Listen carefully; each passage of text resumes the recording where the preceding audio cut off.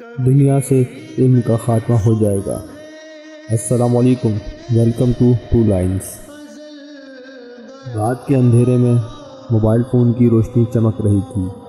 میں اپنی time line پر ایک ویڈیو دیکھ رہا تھا جس میں ایک نوجوان دین کی باتیں کر رہا تھا۔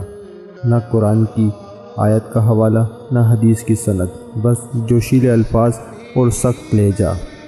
اگر کوئی شخص سودی بینک میں کام کرے تو وہ کافر ہو گیا۔ میں چونک گیا۔ میں نے سوچا یہ بات تو میں نے کبھی نہیں سنی۔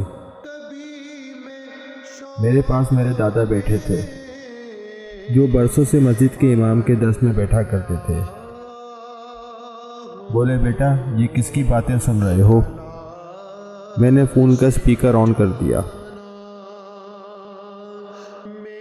بیٹا، حضرت عبداللہ بن عمرو بن عاص رضی اللہ تعالیٰ عنہ سے روایت ہے، رسول اللہ صلی اللہ علیہ وآلہ وسلم نے فرمایا، اللہ تعالیٰ دین کے علم کو ایسے نہیں اٹھائے گا کہ بندوں کے سینوں سے نکال لے، بلکہ اہل علم کو موت دے کر علم کو اٹھائے گا۔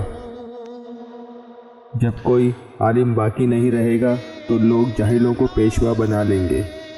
ان سے مسائل پوچھے جائیں گے تو وہ بغیر علم کے فتوے دے کر خود بھی گمراہ ہوں گے اور دوسروں کو بھی گمراہ کریں گے۔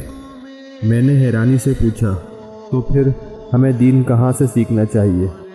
بیٹا، جو دین ہمیں ہمارے اسلاف نے سکھایا وہ دلیل کے ساتھ تھا، تحقیق کے ساتھ تھا۔ آج لوگ سوشل میڈیا اور جذباتی تقاریر کو علم سمجھنے لگے ہیں۔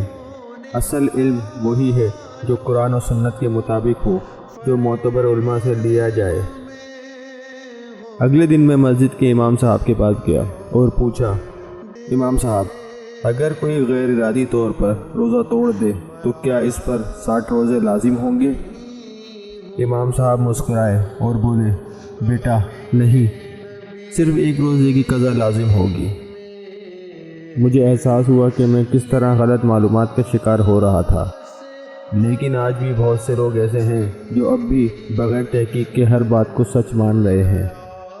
کیا یہ وہی وقت ہے جس کے بارے میں نبی کریم صلی اللہ علیہ وآلہ وسلم نے خبر دی تھی، علم اٹھ جائے گا؟